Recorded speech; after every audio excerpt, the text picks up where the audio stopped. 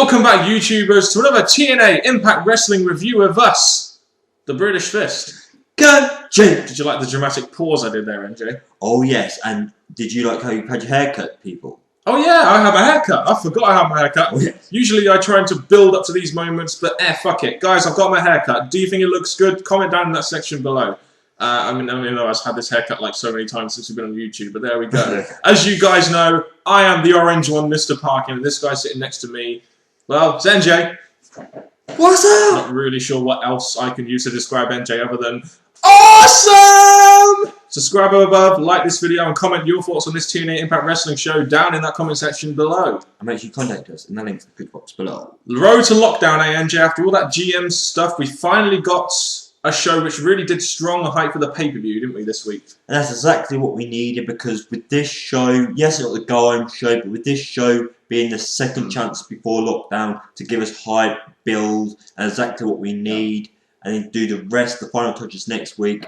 This show needed as much as it could have going for it. I think one thing lockdown lacked was announced matches, and we got a lot of announced matches tonight, which was good. And I think also after, and I think you pointed this out during the show, after what happened at WrestleMania and on Raw, TNA really needed to do something, in my opinion, to really up their game, and they upped it in this show, didn't they? With the amount of things that we're going to be mentioning in this and giving our views on, they definitely did a lot of things right in this, and it's definitely stuff that I think we'll give TNA a thumbs up, clap, whatever you want to say. And a lot of things which we enjoyed too. So we'll get onto the opener. We open up the show with Dixie Carter introducing Hogan. Basically, he comes out to address the roster, and I think the fans really did mark out for Hogan, didn't they? They always seem to, that Impact Wrestling. And if you can get those guys going, you can get any crowd going. Yes, with Hogan being a big name, and now he's back at the top of TNA, where obviously he was once before. Now he's back there, the crowd love it.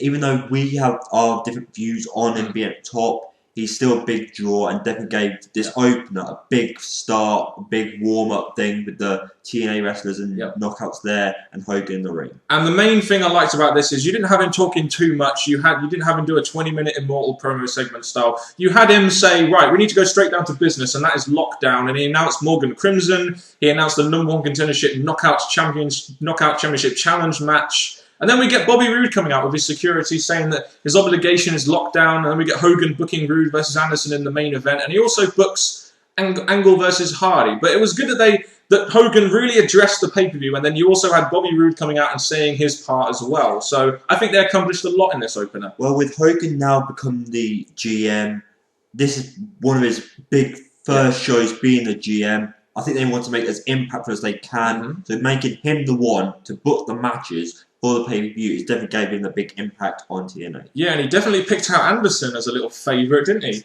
In that segment. Oh, Anderson is Hogan's boy now, guys. There we go. So it was a good opener for me because it accomplished a lot, which it needed to especially towards lockdown, which is going to be a massive pay-per-view. Because for the last 2 weeks, you've had this whole GM stuff. Now you need to put all your focus on the pay-per-view, and this was done quite well, in my opinion. I really liked they gave Hogan a big kickstart. They gave the fans a warm-up for tonight as well as the pay-per-view. So it accomplished so much, and a good start for TNA.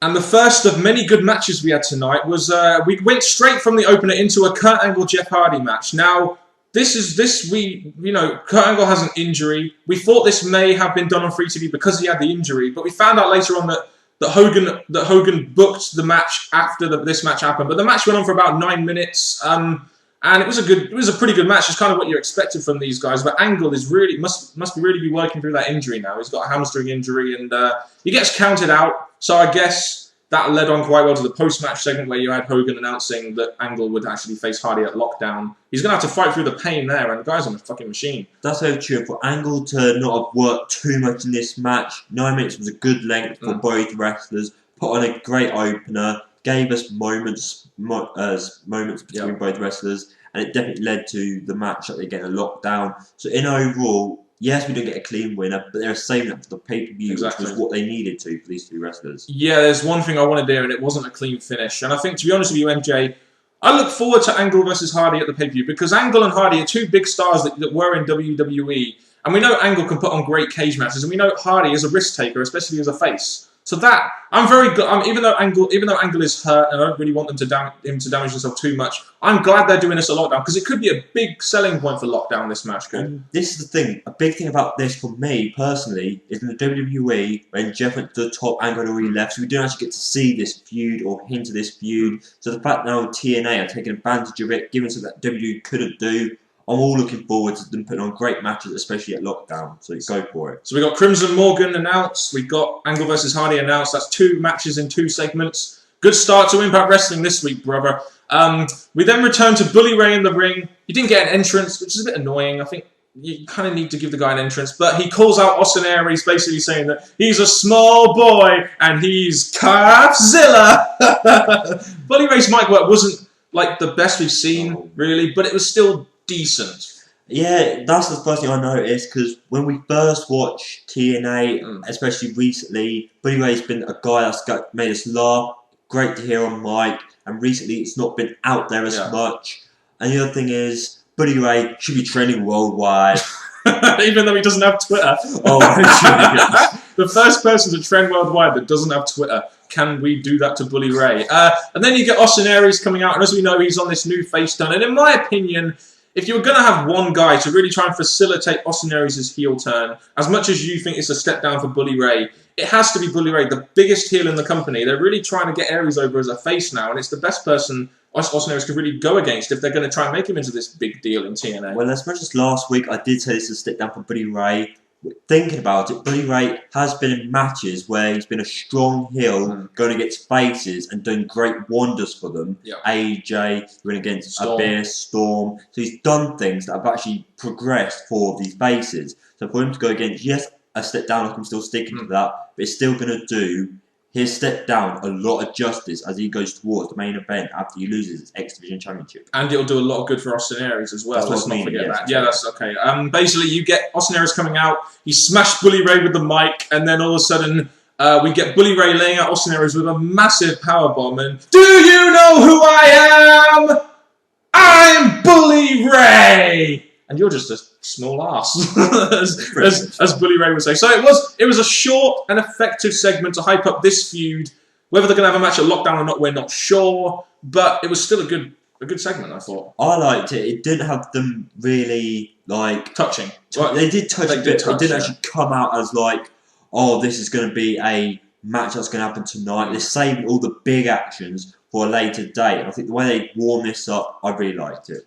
Next, we had the Knockouts Challenge match. This match featured 6 ex-Knockout champions, Tara, Mickie James, Velvet Sky, Angelina Winter, and Madison Rayne. I think the first thing that really goes to me is that this Knockout Challenge thing wasn't exactly explained well, in my opinion, but it means that we're definitely going to be getting a number 1 contender to Gail Kim at the pay-per-view, so that's 3rd match announced of the night. And that's the thing, because early in the night, you had like them booking the match, now we're getting the match, and the way they've done this is in the past we've noticed them odd knockout matches, 2 in 1 show, didn't really work out. They've had it all together, fighting for their place to face Gail Kim. I give thumbs up to that, and the match itself, I quietly enjoyed it. It weren't done in a way that we would have maybe booked it, because it was a bit of a tag. Bit of a clusterfuck, really, wasn't it? It was that, but it had its moments. It had the ending. Like I said, Finisher Mania. Pretty much, and it just cancelled down. And when we saw it coming down to Mickie and Velvet, I thought, there we go. Yeah, I mean, Velvet Sky gets the pin on Mickie James. I was kind of surprised they made Mickie James eat the pin,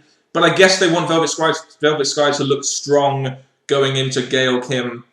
There we go. Velvet is pretty over with the crowd, and you know, it was a good segment in the sense that you've given Velvet a strong win going towards Gail Kim. Yes, there wasn't Gail Kim there. Maybe she should have been on commentary or something. Who really knows? But they've given us a number 1 contender for Lockdown. We got a match announced, 3rd one of the night, which we really needed. It was very nicely done, and it gave Knockout importance for this show. I liked it. Yeah, we then had because Rude and Anderson were in the main event. We then had what I thought was quite a nice backstage segment. It's nice that TNA actually introduced this. They had Rude and Anderson backstage, sort of getting in each other's face, and I thought that was good hype for their match. I did enjoy that segment. It was really interesting because we have like Rude getting in Anderson's face. Anderson obviously being cocky, you know, like he is. I really enjoyed this. Yeah, you had the security there, but that's going to build up to their match later. Thumbs up to that. Yeah, it was pretty entertaining, wasn't it? They needed to give Anderson as much TV time as possible this week because he hasn't been on TV lately. And the guy is entertaining, so why not put him on TV a bit more, which is why I liked him in the main event against Rude. It's just a shame they followed this with EY's bachelor party.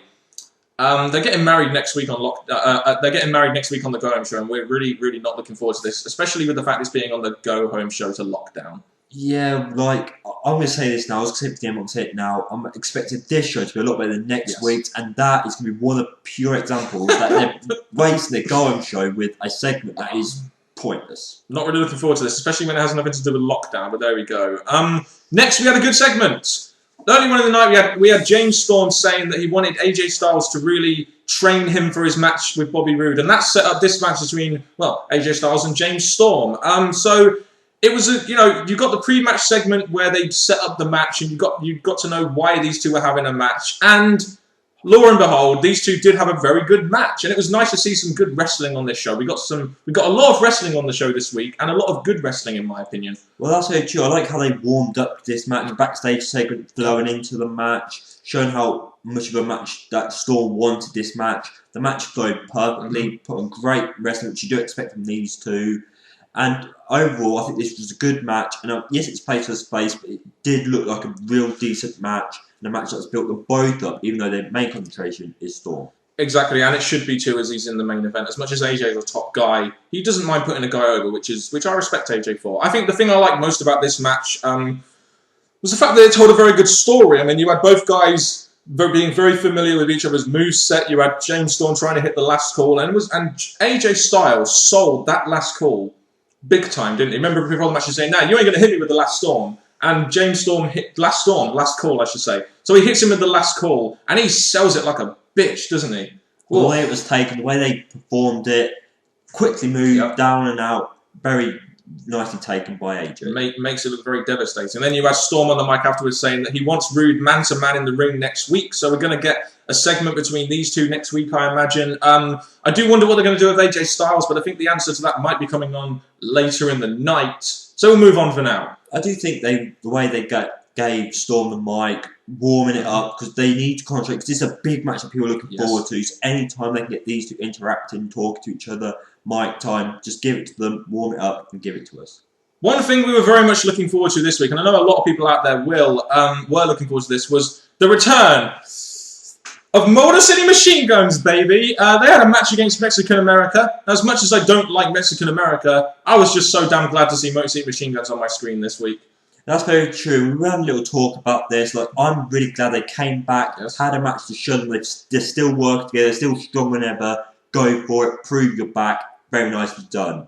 That's how I felt. And I think, to be honest with you, this played into history because, I mean, Anarchia was the one that injured Sabin, so it did play into history. You had, Motor City Machine Guns getting the winner in 4 minutes. The crowd went really mental for Motor City Machine Guns. The guys are just going in, and it's good to see these guys back as a tag team because if there's one thing I wanted to see, it was the Motor City Machine Guns go after Joe and Magnus, and I have a feeling we will be seeing that at Lockdown, possibly. I do look forward to it. There's just two things I want to say. Alex Shelley versus Austin Aries would have been a match I wanted to eventually see, but obviously they've swerved that now, and they're giving us this Motor Machine Gun, which either way would have been really great for me. Let's go down this route.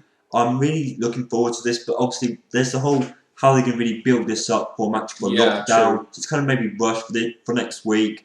But it's still a big match for Motor Machine Gun, so you can see it for two sides there. Yeah. And with it being a big match and it being a big pay-per-view, perfect time to do it, in my opinion, even though they have only just come back. And it looked like in the match that Sabin tweaked his knee a little bit, and Shelley kind of botched the splash a little bit on Anarchia's knees, but it's still a decent match. And then we had Sabin on the mic afterwards saying that they wanted to go after the tag titles, and just the Motor City Machine Guns versus Joe and Magnus, is looking like a real good tag team title match, isn't it? Definitely, with Joe and Magnus being built up so strong over someone as big as Crimson Morgan. They're looking like strong champions and challengers when it comes to the match, so I'm really looking forward to it when it happens. One question is, who's going to be heel? Who's going to be face? Both these tag teams are face at the moment, aren't they? Which is a bit strange, but I guess they'll work that out as they go along. Thank you, Dave Lagana and Bruce Pritchard.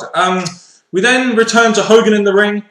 Hogan, basically, you called out Eric Bischoff saying that Hogan is not a leader, and Hogan announces the Lethal Lockdown match, which is a Lockdown tradition. It's going to be Eric Bischoff's team versus Garrett Bischoff's team, and whoever loses will basically have to leave. So It's a win-win, really, because either Eric Bischoff leaves or Garrett Bischoff leaves. I think we can all assume that Garrett Bischoff is going to win this, but at least this is a good segment setting up the Lethal Lockdown match. They didn't announce who was in it, but they announced that there's going to be a best of 3 next week to determine who starts off. So hopefully we'll get the announcement of the guys in that match next week, which will be good. That's the thing, because with this match, or this segment, we were talking about normally how TNA have done it. They normally have Hogan in the main event and the match before. Oh, yeah. They have in the opposite way round, giving Rude the importance at the end. Who should be the main event of Lockdown, so he should be in the main event of the show. True. That's what it looks at. But this segment, yes, I was looking and thinking, the way they explained why they're doing this match, I was kind of thinking, okay, you're making Garrett seem like an important thing in this. And when I'll give you my explanation about this match in our predictions next week. Oh, yeah. But for now, it's 7 other match. I'm going to give a thumbs up to that. Yeah, I mean, I keep clicking, I don't know why. That's set up potentially the 4th match of the pay-per-view, with potentially another match being Motor City Machine Guns versus Joe and Magnus. So, doing a lot of good stuff on this week's show, guys. Even though the show involved Hogan and Bischoff, it was still a good segment setting up a Lethal Lockdown match, which I'm pretty much, even though it's got Garrett in it, I'm still looking forward to seeing Lethal Lockdown at Lockdown this year. We then had a video package for James Storm. Much like we did with Bobby Roode at Going Into Bound for Glory. I do like these video packages focusing on James Storm, talking about how last year he was tag teaming with Bobby Roode, now he's facing him and their history, and then you have Storm's family talking, and James Storm has a cousin called Devon Storm. Wow, that's really awesome, isn't it? Devon Storm. Yeah, the TV champion. It's not even tonight. But yes, even though he's not been shown tonight, they'll probably do that next week. But this really, like I said earlier, anything they can do to warm up this big match they've got locked down, better. So video packages, as well as Storm and Mike early and Rude, go for it. I liked it. It's nice they're highlighting a guy like Storm, who should be, he should be a big deal in TNA. And they're making him at the moment seem like a massive deal, which is what they needed to do going into Lockdown, especially if they're going to have him win that belt. Very true. They do need to continue building him up back towards the title, and the video packages, Mike time, matches, just go for it and keep giving it to us. Yep, we then got our main event of the evening, Bobby Roode versus Mr. Anderson. Great to see Mr. Anderson in the main event, isn't it? It's very good. I'm liking how Hogan, obviously, at the very beginning, brought him into the ring, had his own little part with him, saying how important it was to have him back and all this. Really hyping him up for this match. So I'm looking forward to seeing them progress Anderson towards a later thing. But at this moment, this is the Roode's time to shine. Exactly, which is why, I mean, to be honest with you, this main event seemed rather rushed, in my opinion. It only got about 4.5 minutes. Should really have got more time. It did seem like they edited it down and rushed it slightly. But I must admit, I did like the finish. Rude smashing Anderson over the head with a beer bottle. That's good storytelling. So I did like the way how that actually happened. It plays into James Storm's gimmick and how he won the title over James Storm. So I did like that. You had Bobby Roode win like that. A very rushed match. But at the same time, you had James Storm coming out with Hogan. Don't really know why. Because he came out to reverse the decision. I think you should have just had Storm go out there. I don't really see why Hogan was there. Maybe they're just after ratings again. I don't know. I guess this is the thing. I was enjoying how the match ended. Yes, I'm an Anderson fan, but the way they did this, giving Rude the importance, I like that. But the reverse decision, it's like you're not going to come out for other matches. You have to come out and it's just to screw Bobby Roode and that. I just didn't think it was needed. Storm coming out and chasing him out the ring, so that would have been better. Reverse decision. That's just Hogan trying to steal the final spotlight for this great show. Yeah, I mean, I'm not sure I'm not sure why Hogan came out. It should have just been Storm and Rude, in my opinion. But there we go. The Hulkster always loves a main event payoff, brother. But we ended the show with the Storm and Rude stare down. So we didn't essentially get the last bit, but we had the Storm and Rude stare down. It was affected. The liking of the segment was affected slightly by Hogan. But still an okay main event. Not the best main event we've seen from TNA, as it was kind of rushed, but an okay main event with the beer bottle getting smashed over Anderson's head and the little interaction they had between Storm and Rude. So, they're going to have a segment next week, which is going to be like one of those sort of, I guess you could say a sort of Undertaker Triple H sort of end of an era kind of segment, I guess. I don't know. But, I mean, overall thoughts on that main event before we go into overall thoughts then? It was short, but it was good to see Anderson where I think he should be, even though he was in the whole Kazarian and things. So they've moved on from that. But hopefully, with Hogan and hopes for Anderson, they'll give him better direction after lockdown. But the match itself, it did concentrate on Rude and for some reason Hogan screwing through instead of Storm. Yeah. Other than that, it was okay for what it was. Yeah, and to be honest with you, that capped off what, in my opinion, was a very good TNA show. Got a lot of build to lockdown there. The segments had a lot of meaning to them because, you know, they got given a lot of time. Like I said, it was just a really good show in the sense that it built a lot to a lockdown, and it really did need it. And there was a lot of enjoyable segments in there, like matches, promo segments, return of Motor City Machine Guns, Hogan just getting down to business, which is what he should have done. I honestly thought it was a very good TNA show. I'd give this like a sort of a B+. It was a good show. Minus the Eric Young, and probably do something different with the match length, with the main event and Hogan's involvement. It would have got towards, I'm being really generous here, an A-. I think if the main event had been a bit longer, it probably would have got an A-. But because of that, I give it a B+. But still a very good show from TNA. I was very entertained by this show. Like I said, we got some very good matches. Build to lockdown. I can't complain about this show one bit, in my opinion. No, it's just a shame, in my opinion, like I said earlier, that this is going to be a better show than the Go-On show. But at the same time, tonight, I'm really happy with what we got from TNA. Indeed. So you give us your thoughts on this show, guys, going, on this TNA Impact show in that comment section below. I'd love to hear your thoughts on this show, whether you liked it or liked it as much as us, or whether you indeed disliked it. Give us your thoughts down in the comment section. And you know what? You know how Hogan loves to steal the spotlight? Well, here are the British Fist. I like to give NJ the spotlight. There you go. Thank you very much. And I'm glad, yes, they're trying to give Hogan this big star of TNA, staying on the outside. But what I'm going to say now, people, is share us your thoughts, the good, the bad, and any ugly parts you can find in the comments section below. Until next time, people, from Mr. Parkin and me, NJ, tune in for our next week videos, and goodbye.